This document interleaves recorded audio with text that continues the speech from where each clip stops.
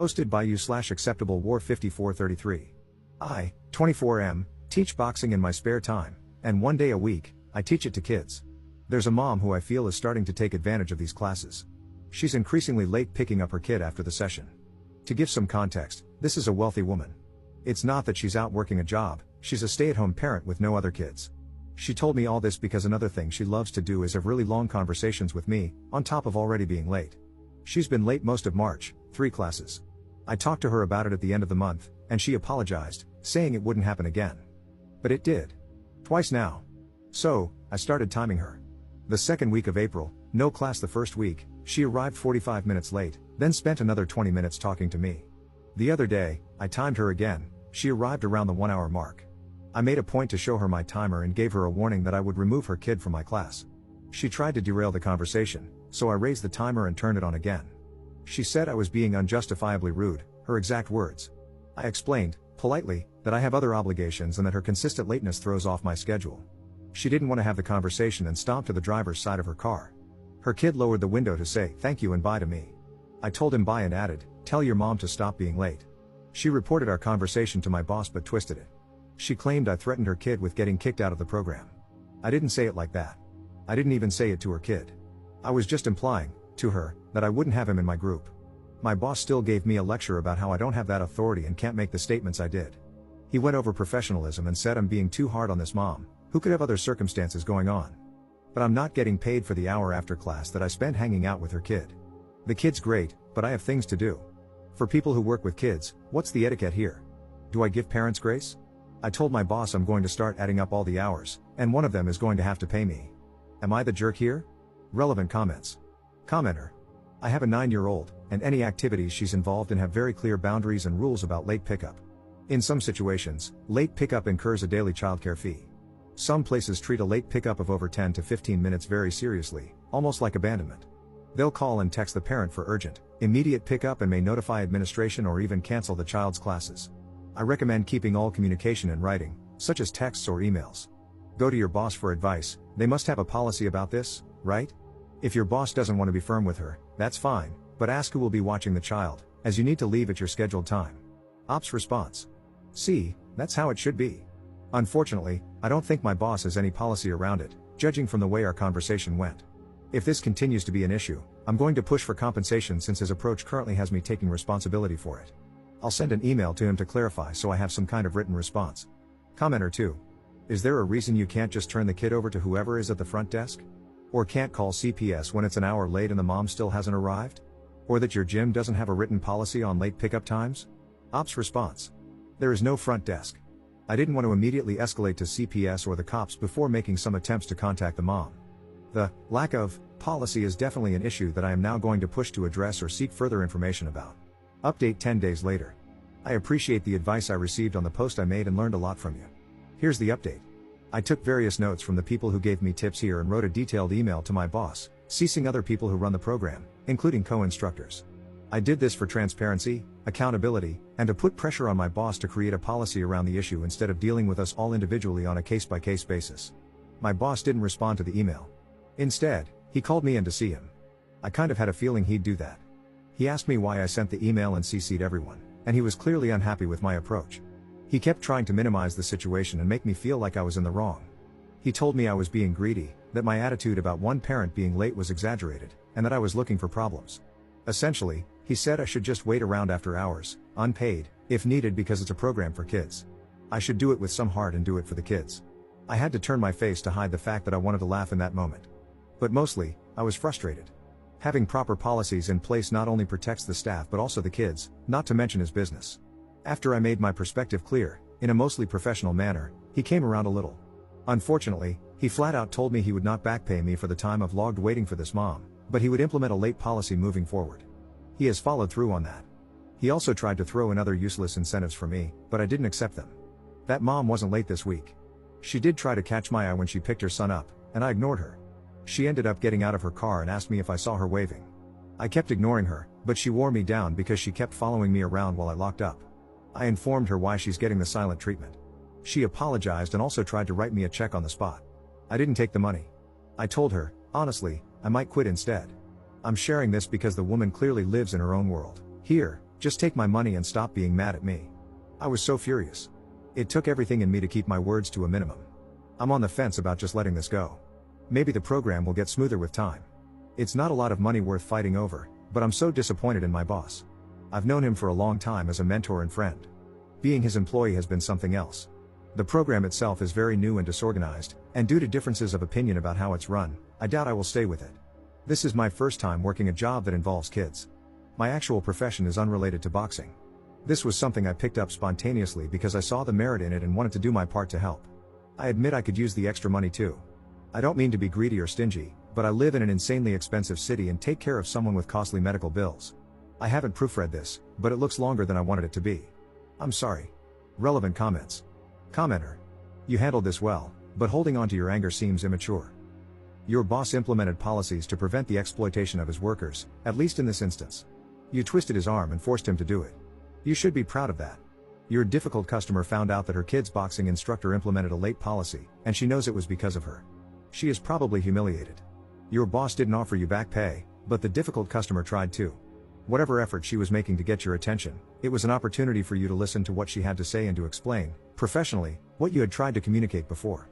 You could have accepted the check or talked to her but refused the check if you wanted to make a point. Your boss should have offered you back pay, but he should have collected it from her. She tried to bypass the middleman. I understand that you're upset, but at this point, it seems like you're refusing to acknowledge that you won. If you hate your job so much, then quit. However, you're wrong if you think things are perfect elsewhere. At least with this employer, you were able to resolve this conflict peacefully and with an outcome that solved your problem. Ops response. I wouldn't say I'm angry about the situation. I think I'm mostly frustrated with my boss's approach to dealing with issues.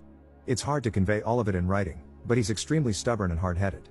He takes unnecessary offense to constructive feedback and then holds grudges. Getting him to do anything is always more difficult than it needs to be.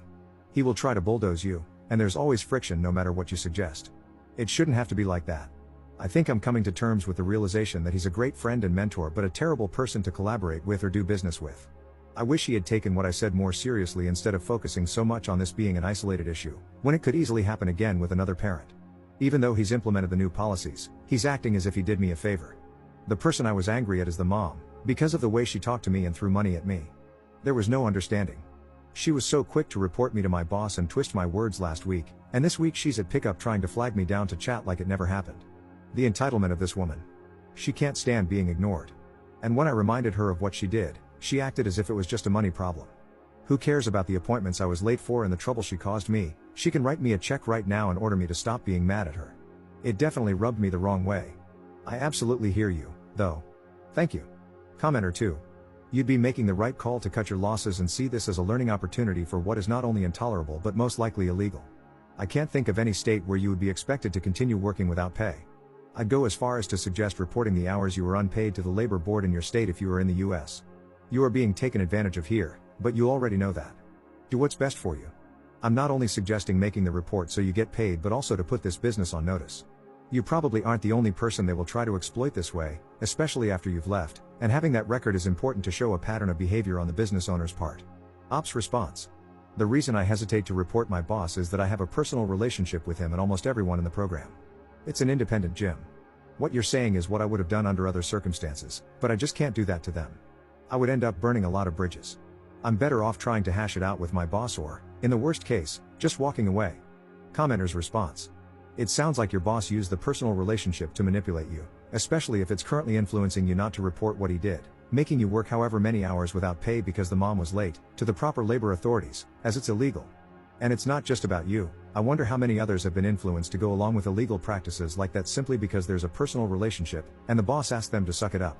Second update 12 days later. I got other instructors to back me up and confront my boss with me. I also informed him that I'd have to quit the kids class, and the adult training I do, or leave the gym and our friendship entirely if he didn't hear me out respectfully. The reason I wanted to avoid reporting my boss is because I've had a relationship with him and nearly everyone at this gym for almost 10 years. I didn't want to resort to filing a report without exploring every other option first. My boss caved. I'll be paid for the extra hours I logged in my next paycheck. Moving forward, I'll no longer teach the kids class. Although we have a late pickup policy and fee in place, instructors are still required to stay until the last kid is picked up, and my boss isn't willing to negotiate on that. I can't stay behind after classes because I have other obligations on the same day. It's unfortunate, especially since only one parent is currently abusing the system simply because she can afford to. That mom was late again this week, by 30 minutes. I showed her my timer and told her I've quit. She asked if the late warnings reset when a new instructor takes over. They don't. She then tried to hire me privately as her kid's instructor. I said no, but I might reconsider if she ever wants lessons. I'd love to give that woman hell. Alright, that's that. I feel bad that I couldn't stick it out with the kids program, but it's too disorganized for me right now. Relevant comments. Commenter. Sounds like she has zero respect for anyone else's time. Sure, who doesn't love money? But my time is money, and I value my time a lot more than her money.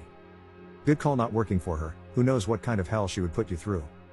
People with money know that money talks, and most will take it. When you don't, out of principle, they just can't understand it. Ops response. People like her ruin it for other parents, and my boss refuses to implement a condition like, X amount of lates will result in your kid being dropped from the class. Third update 8 months later. Hey, so it's been a long time. I deleted the original posts from my page, hoping the messages about it would stop. But now I have this update. Is it allowed? I don't remember the etiquette here. The short version, you guys were right, this woman had a crush on me or at least some kind of interest, and I was too angry at her / the situation to notice. We're seeing each other now. I won't get your hopes up because it's probably just temporary. Longer story, toward the end of last year, she approached me. She said she was separating from her husband and hinted that the marriage was abusive. She said her reason for getting in touch with me was to take me up on my offer to teach her how to box.